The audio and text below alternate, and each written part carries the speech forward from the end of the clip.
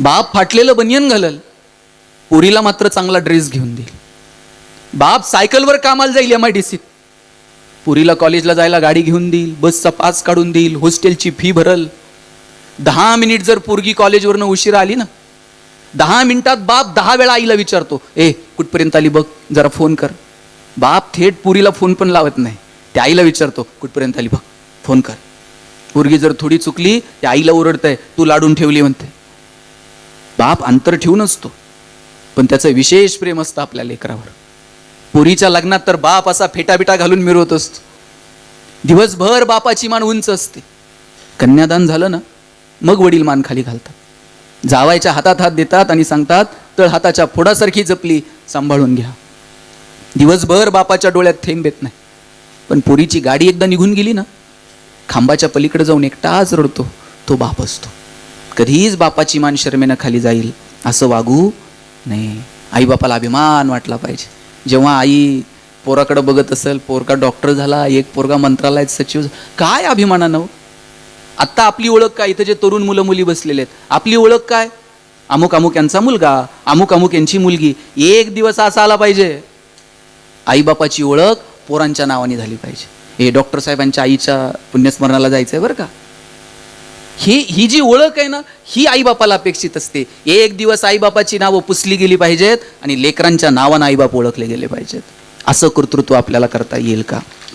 आणि ज्यांच्याकडे ही पिढी आहे, ज्यांच्या घरात म्हातारी माणसं आहेत, त्यांना जपा. ही माणसं परत भेटणार नाहीत. घरातली म्हातारी माणसं ट्यूबलाईट इतका प्रकाश देत नाहीत, पण त्यांचं देव घरात निरंजनासारखं तेवत राहणं महत्त्वाचं असतं. ते विझून गेलं ना, मग त्या लोकांची किंमत कळायला लागते. बघा आता इथं टोपी घातलेले 10-20 आहेत आणि 9वारीतले अजून आहेत 10. संपली ही पिढी. नंतर ही माणसं तुम्हाला औषधाला सुद्धा सापडणार नाहीत. या माणसांकडे पैसे नव्हते भाऊ, पण समाधानी होती माणसं. कसे कसे संसार केले, कसे कसे राहिले ही माणसं. सपरात झोपडीत पत्र्यात आयुष्य काढली, पण आनंदानं राहिली. कष्ट करायचे दिवसभर, महत्वाकांक्षा नव्हत्या असं नाही, पण आपल्या पोराबाळांनी शिकावं, मोठं व्हावं. परिस्थिती तशी काय परिस्थिती होती पारनेरची, आता पाणी बिनी आलं. आयुष्यभर खडतर प्रवास केला, पण आनंदी राहिली ही सगळी माणसं. जुनी लग्न कार्य आठवावं. आता लग्न जर बघितली तर काय, चला त्यांच्या नशिबानं आहे, करतायत काय. पण काय आता मी तर ते तुमचं बैलगाडीतलं वराड बघितलेलं नाही, पण ह्या आज्या ज्या बसल्यात 100% यांची वराड बैलगाडीत गेली असतील. आम्ही कोणतं वराड बघितलं? टेम्पो ट्रक मधलं वराड आम्ही बघितलं. गावात ट्रक येऊन थांबायची, तिच्या मागं असले भारी भारी स्लोगन लिहिलेले असायचे. वरती कुणाचं तर नाव असायचे, चिंटू पिंटू काय, खाली मेरा भारत महान, रंगीबिरंगी ट्रक. अहो ट्रक गावात आली वराड न्यायला, असलं विशेष वाटायचं. भावकीतल्या पोरांनी सगळ्या गावात आवाज न द्यायचं, ट्रक आली ट्रक आली ट्रक आली. सगळी लोक ते वराडा, ट्रक आल्याबरोबर सगळं वराड निघणार गावात. म्हातारी माणसं त्या फळीला टिकून बसणार, तरुण पोरं फळीव पाय टाकून बसणार. ज्याचे केस जरा अजय देवगण सारखे ते वर हौदात जाऊन बसणार. आणि ट्रक अशी मांडवाच्या पुढे जाऊन थांबली, हार तुरे बुके बिके घेऊन स्वागत होतं का हो? खाली उतरायचं आणि मांडवात येताना गाव तिथं मांडवातल्या त्या बाहेरच्या 2 पोरांनी वाटीत 2 बोटं बुडवायची, 2 तिथं टिक्का लावला आणि नुसतं उपरणं आणि ती टोपी गळ्यात घातली, अशी छाती काढून माणसं मांडवात यायची. इकडं तदैव लग्नम लग्नम तदैव, वराडी वाजंत्री सावधान म्हणायला उशीर. सांगावं लागत होतं का हो पंक्ती धरा?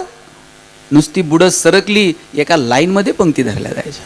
आणि लहान पोरं सगळ्या अक्षदाचं आठवून ठेवायच्या. उगं ते शुभमंगलला 2-2 अक्षदा टाकायच्या आणि शेवटच्या मंगलाष्टकाला सगळ्या अक्षदा अशा कोणाला तर फेकून मारायच्या समोर. पंक्ती जर बसल्या, पंतरवाळ्यात जेवण होती. आता ताट वाट्या आले. पंतरवाळ्या सुद्धा त्या पानाच्या बनवलेल्या असायच्या, त्यातल्या निम्म्या पंतरवाळ्या तर फाटलेल्याच असायच्या. ते वाढफी जर ओळखीचा असला तर एकाला एक लावून 2 पंतरवाळ्या, नाहीतर आहे त्यातच घे म्हणायची. हो ती पुरी येऊन जायची. सगळ्यात आधी तर ते मीठ वाढणारा येऊन जायचं. बरं ते नेमकं मधीच मीठ वाढायचं, ती साईडला घेऊच तर पुरीवाला यायचा. भाजीची वाट बघत द्रोण हातात घेऊन उभं राहायचं. पोरांनी भाजीवाला आला का त्याला म्हणायचं जरा फोडी फोडी वाढ. त्यानं ते वर्गळ असं खालून फोडी जास्त टाकायच्या. याच्यापेक्षा ध्यान असायचं बुंदीवाला कधी येतोय ते. बुंदीवाला 2ऱ्या-3ऱ्या पंक्तीत असला, इकडून आवाज द्यायचा त्याला कळायचं ना इथं वाढू का तिकडं जाऊ. बुंदीची मूठ अशी वाढली आणि पुढच्या पंतरवाळीपर्यंत पोहोचला तोवर याची संपलेली असायची. यानं लगेच बुकनी भरायची, लगेच तोंडात टोपी खाली पडायची आणि तोपर्यंत त्या भातातल्या आळ्यात कोणतर भाजी ओतून निघून जायचं. पैसे नव्हते, आनंद होता. कोणतरी एक जण तिकडं माईक बी घेऊन बसलेला असायचा, आहेराची यादी करून. बरं माईक असले नव्हते, त्याला वरती उपरणं बिपरणं बांधलेलं असायचं, वरती एक भोंगा लावलेला असायचा. कुणाचे 2 रुपये, कुणाचे 11 आणि 21 रुपये देणारा तर लय मोठा वाटायचा. लग्न लागलं का ती नवरा नवरी रडायला सुरू व्हायची.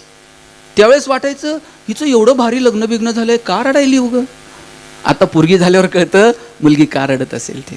तिनं जाता जाता थोरा मोठ्यांच्या पायावरती डोकं ठेवायचं. म्हाताऱ्यांनी पिशवीतून 5-10 रुपये चुरगळलेली नोट त्या नवरा नवरीच्या हातावर टेकवायची.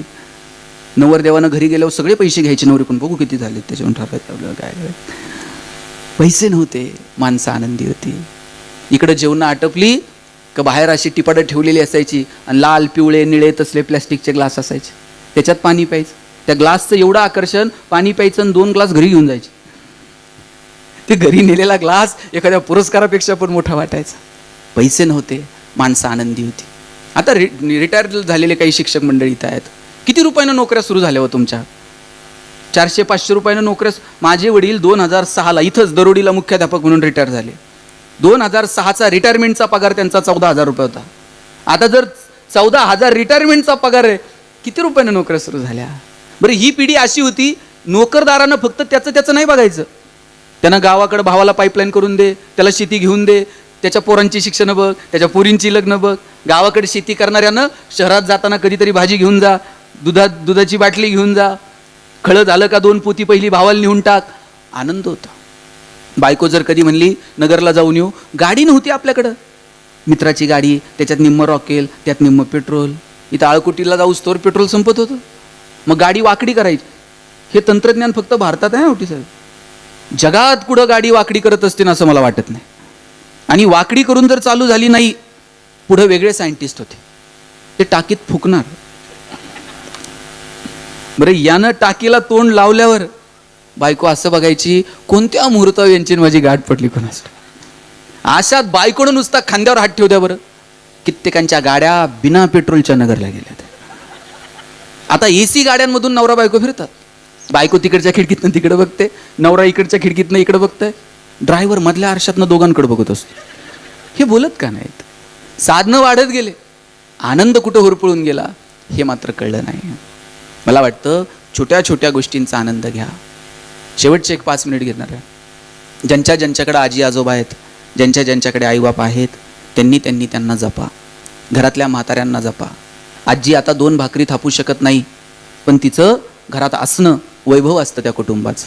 घरातला म्हातारा माणूस शेतावर जाऊन काम करू शकत नाही, पण त्याचं घरात असणं रुबाब असतो त्या कुटुंबाचा. माझा एक मित्र आहे ना भाऊ, तुम्ही जसं तुमच्या आईची कथा मांडली आहे, माझा मित्र आम्ही कॉलेजला असताना त्याच्या आजीची गोष्ट सांगायचा. जगातल्या सगळ्या आज्या जणू अशाच होत्या. ती गोष्ट सांगणार आहे, तुम्ही ती नीट ऐका आता फक्त. तो सांगायचा की आम्ही नोकरीच्या निमित्तानं शहरात आलो. वडील आमचे नोकरीला होते, शहरात राहावं लागलं काही दिवस. आणि आजी आजोबा मात्र आमच्या गावी होते. पण आमच्या वडिलांनी ठरवलं होतं, कुठेही गेलं आजी आजोबांची नातवांची भेट झाली पाहिजे. सणासमारंभाला, सुखदुःखाला कायम ते आम्हाला गावी घेऊन जायचे. दिवाळी तर आमची पक्की, इकडचा सूर्य तिकडं उगवेल, पण दिवाळी मात्र गावाकडं व्हायची. आजी दिवाळीला नातवं येणार म्हणून डोळ्यात जीव आणून अशी वाटाकडं बघत असायची. आम्ही गेलं का पटापट जवळ घ्यायची, गालावरून हात फिरवायची, बोटं मोडायची, तिचे ओढ गालावर लावायची. आणि वर्षभर तिनं तिच्या पिशवीमध्ये साठवून ठेवलेले 100-200 रुपये सगळ्या नातवांच्या हातावर ₹2 करत वर्षभरातली सगळी दौलत नातवांमध्ये वाटून टाकायची. तो म्हणतो, वर्षभरातले सगळे पैसे नातवांमध्ये वाटणारी तुकतुकीत चेहऱ्याची आजी आमच्या दृष्टीनं जगातली सगळ्यात श्रीमंत बाई होती. आजीचं माहेर मोठं होतं, आमचा फक्त वाडाच मोठा होता. वाड्यात आली आणि या सगळ्या जथ्यात नांदता कधी थकून गेली तिचं तिलाच कळलं नाही. कायम आजोबांच्या धाकात राहिली. आजोबांनी नुसते डोळे मोठे केले ना, सगळा वाडा चिडीचूप. वाढता वाढता एकदा तांब्या कलंडला आणि आजोबांच्या ताटात पाणी पडलं. 4 चौघात आजोबांनी तिचा अपमान केला. पण असे कितीतरी अपमान आजीनं आयुष्यभर गिळले, पण तरी सुद्धा कधीच आजोबांची जेवणाची वेळ टळू दिली नाही. कधी त्यांच्या इस्त्रीचे कपडे कधी टळू दिले नाहीत. मोठा जीव तिचा आजोबांवरती. सगळे नातवं जेव्हा दिवाळीला यायचे तेव्हा संध्याकाळी अंगणामध्ये तळवट टाकायचा आणि त्या तळवटावरती सगळ्यांनी झोपायचं. वाड्यामध्ये कापसाच्या उशा 2-5. ज्या नातवाच्या मनगटात रग, त्या नातवाला पटकन उशी मिळायची. मला ती कधीच मिळाली नाही. रांजणाच्या कोपऱ्यात जाऊन मी रडत बसायचो. तशी आजी यायची, मला उचलून घेऊन जायची. पण माझं नशीब थोर. बाकीच्या पोरांना डोकं टेकवायला कापसाची उशी मिळाली, मला मात्र डोकं टेकवायला कायम आजीचा मऊ हात मिळाला. आजीच्या मऊ हातावरती डोकं टेकवायचं आणि आकाशातल्या ताऱ्यांकडे बघत बघत आजीला म्हणायचं, आजे एखादी गोष्ट सांग ना. माझ्या आजीनं मला किती गोष्टी सांगितल्या.